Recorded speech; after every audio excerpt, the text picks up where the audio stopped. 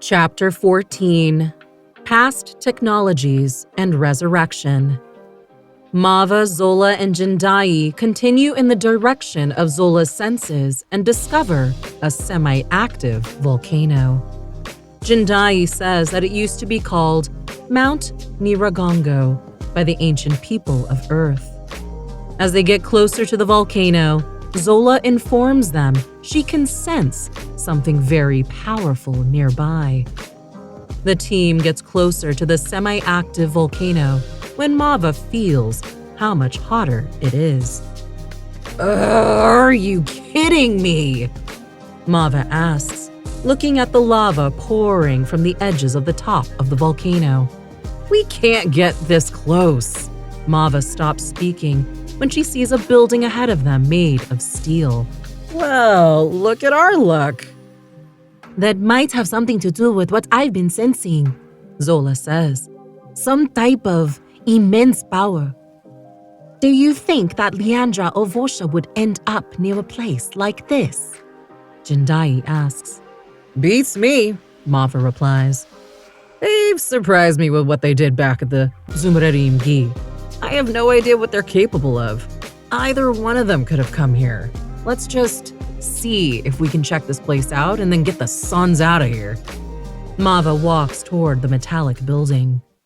The three women arrive at the metallic building they saw earlier and surprisingly find it already open.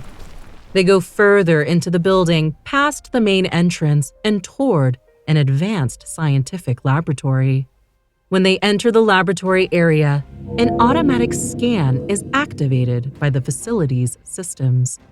They hear a female voice above them say, "Automatic scans have been activated. Please stand still as I scan for anomalies." A holographic display appears in front of them, showing the results of the scan. The female voice says, "The scan did not find any dangerous anomalies. Please feel free to enter." The three women begin to move further into the laboratory, but before they do, they review the results. They discover that Zola has a disease in her body. Jindai looks further at the display for more data on the disease. She finds that the scanner recognizes it as a deadly disease called hydral. She learns that it came into existence when the first official contact with an alien race happened on Earth in the 2300s. She can't find much more because the data on the condition is limited. Zola is disturbed by the news. Mava and Jindai mostly remain quiet about the discovery. "Oh, no," Jindai says loudly. Zola remains quiet for a moment before asking, "How could this have happened? What is this disease that I have? How come I've never heard of it or noticed anything before? Why didn't the scanner say anything about this?" "I haven't heard of it either," Mava says. "This doesn't seem right." "Well, you seem to be okay right now, and maybe this data isn't correct. There isn't anything we can do about this at the moment, but maybe we can find out more about the disease somewhere deeper in this facility?" Jindai asks. She grabs Zola's upper arm and squeezes it gently. "You're right. Let's find out more about this as soon as possible. I seem to be okay so far. I just wonder how I could have gotten it if I did get it," Zola says. She gets a flashback of when they battled Farina. She remembers being scratched near the end of the battle by Farina's metal nail fingertip. Zola feels the back of her leg where she was scratched and feels a slight bump that had not been there before they battled. Mava and Jindai notice Zola doing this. "It's from Farina, isn't it?" Mava proposes, noticing Zola's blank expression and the fear running over her. "I remember that Sparky Viper scratched you with her metal nail before we shut her down. She is like a crazy witch doctor. They fight dirty, even if it means using disease to bring down whoever they're out to get." Mava grows angry at the thought of what Farina had done to Zola.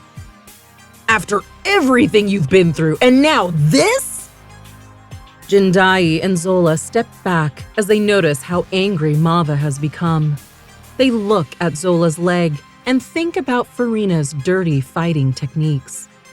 Then, this scanner is most likely correct. "We should find out how to stop this disease as soon as possible," Jindai states. "Are you going to be okay for now, Zola?"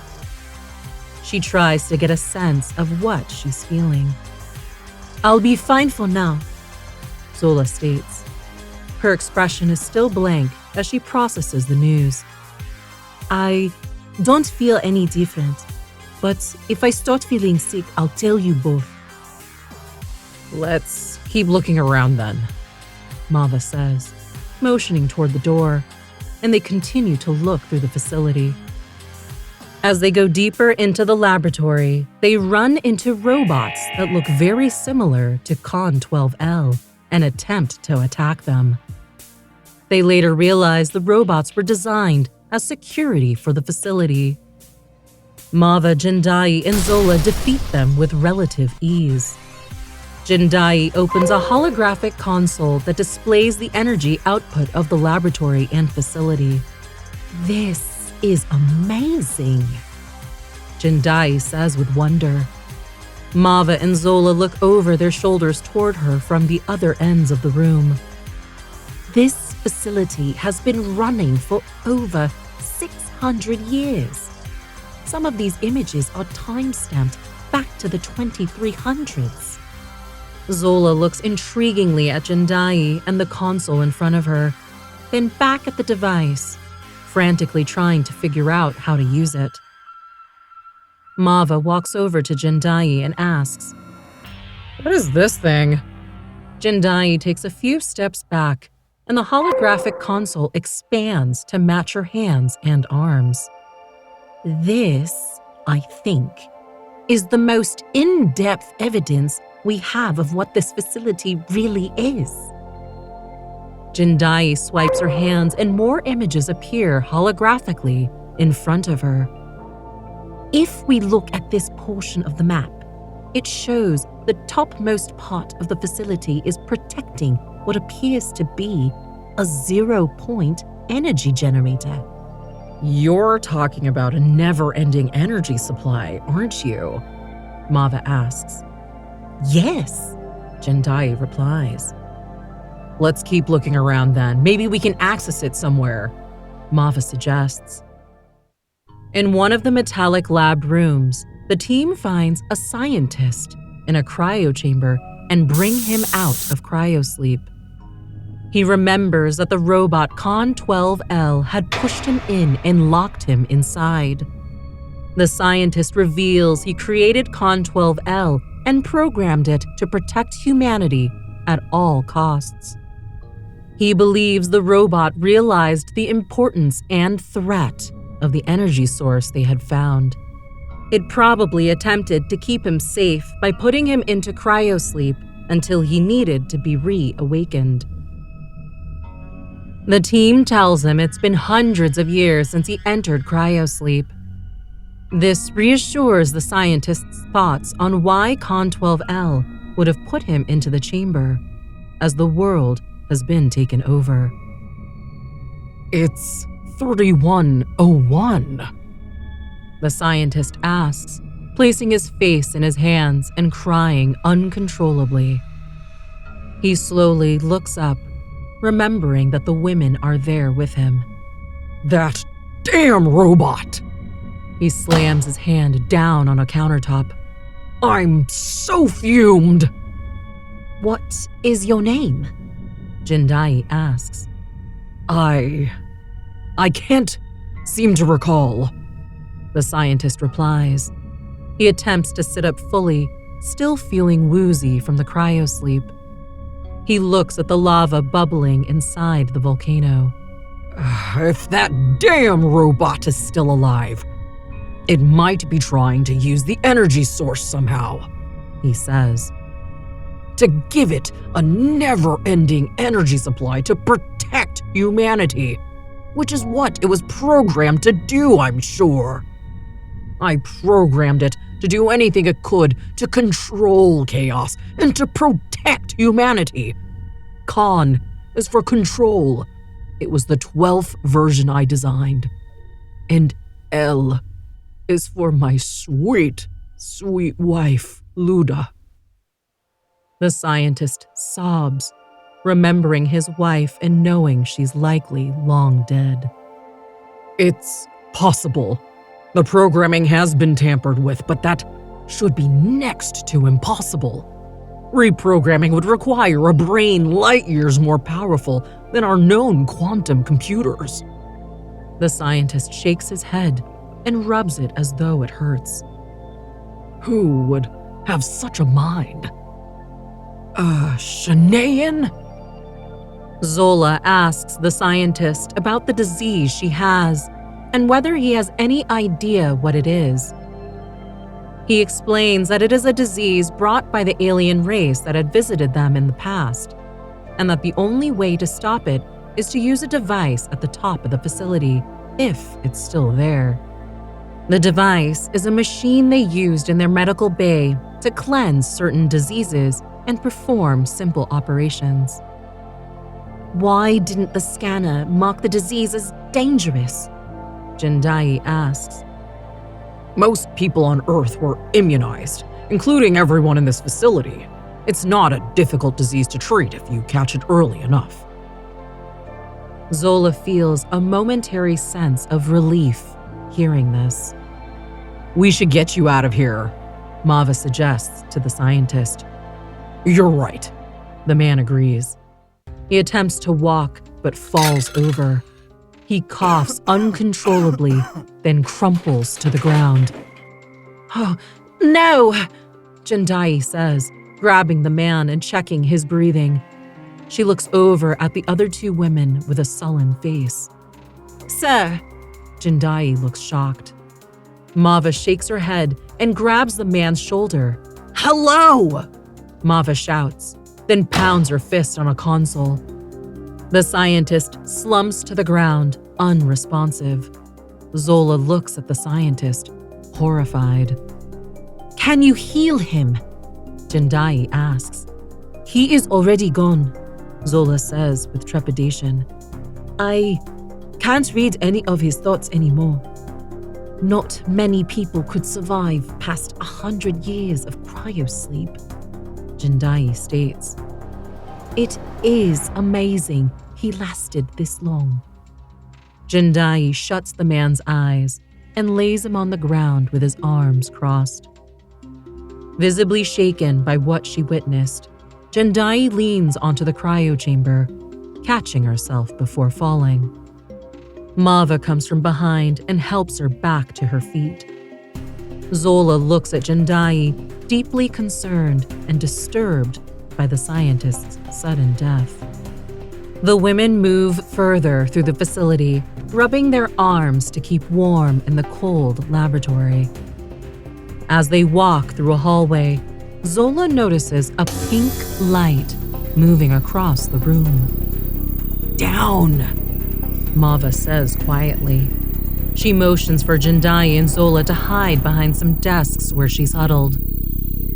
What is that? Zola asks Jindai and Mava in their minds.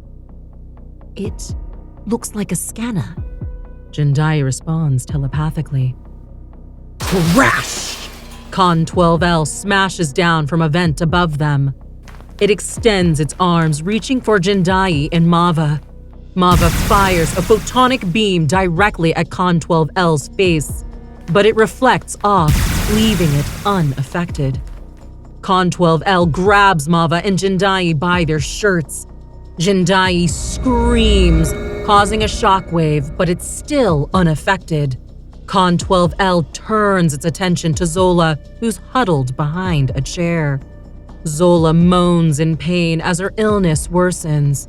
She looks at Mava and Jindai struggling to be released from Con 12L's grip.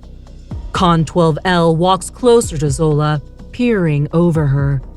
She looks up at the robot and raises her hands. An electronic string releases from Con 12L's torso and wraps around Zola's hands. Zola attempts to free her fingers, concentrating on the metal encasing the robot's body. "Zola! Do something!" Mava yells. Zola shuts her eyes for a moment and concentrates on Con 12L. The robot begins to levitate, and its grip on the two women weakens until its hands turn inside out from Zola's telekinesis. Zola opens her eyes and looks directly at Con 12L. The electric string holding her in place unravels. Mava shoots around Con 12L, while Jendai screams louder than before, forcing nearby items to slam into it. Zola pushes her hands forward and telekinetically hurls the robot through a wall. After the smoke settles, they see Con 12L lying lifeless on the cold metal floor. Blue and green lights move through its body. The broken pieces that flew off start to move back into place. The energy device cannot fall into the wrong hands, Con 12L states before it shuts down completely. "Why does this robot keep turning up?" Mava yells. "It can't be trying to stop us at every turn just because we're us. Why did that guy program it like this?" Mava releases her frustration and anger. "It probably has programming from multiple sources," Jendai states. "Let's get the blazes out of here," Mava suggests. They leave the room, entering further into the facility. Further into the volcano, Zola senses another presence in the labs. "I think the person I've sensed is right up there." Zola points toward the last laboratory room near the top of the volcano. "Well then, what the blazing suns are we waiting for? Come on, Zola," Mava shouts. She gestures toward Zola and starts guiding Jendai toward the door leading to the top level. They go through the door and enter the hallway when they see Con 12L burst through one of the windows ahead. The women stance for an attack, but instead of fighting them, Con 12L runs toward the top level. Mava starts running after it. "What are you doing?" Zola yells. "You're going to die if you go up there." They run up to the top-level laboratory and enter the room. They battle Con 12L again, but it's stronger than before, unfazed by their attacks. Con 12L pushes Mava through a window and into the volcano shaft along with itself. Mava shouts as some of her armor comes off and she falls into the core of the volcano. Zola attempts to use her powers to save her, but she loses sight of Mava through the smoke and can't reach her in time. She nearly collapses from the pain of the disease inside her body. Jendai rushes to the broken window and screams as she tries to stop Mava from falling into the lava, but she is unable. "Mava!" Jendai screams, and the volcano slightly shakes from her sonic powers. The facility announcement system warns that an eruption is imminent and they must evacuate immediately. Zola collapses completely. The last room leads to the medical bay, and Jendai carries Zola into it before the timer runs out. Jendai uses the equipment to heal Zola of her disease while the temperature continues to rise. Zola remains unconscious even after she's healed, so Jendai carries her on her back until they finally exit the facility. Jendai takes Zola a safe distance from the volcano as lava spews from the top. Outside, a bird made of fire appears. It hovers in front of Jendai and Zola before slowly dissipating, revealing Mava's body. "Mava!" Jendai shouts, looking at her slumped on the ground. The firebird swirls into a ball of energy again, then enters Mava's body. Is this what those scientists were looking for inside the volcano?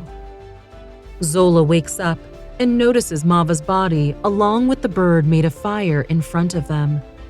Mava opens her eyes and shakes her head, looking up at the Firebird above her and the armor restored on her body. The Firebird explains, I was feeding on this volcano for centuries until I came into contact with you, Mava. You are a brave soul. "What in the world?" Mava asks, staring in amazement. Make sure you are wise using this lava rock to summon me, as I will eventually burn out and need time to recover before being summoned again. The Firebird tells Mava. Then just as quickly as she appeared, the Firebird disappears in a puff of smoke. How is this possible? Zola asks, still staring at where the Firebird was. With all of them still alive and bewildered, the team continues their journey. They walk toward the south, trusting Zola's senses, searching for Leandra and Vorsha.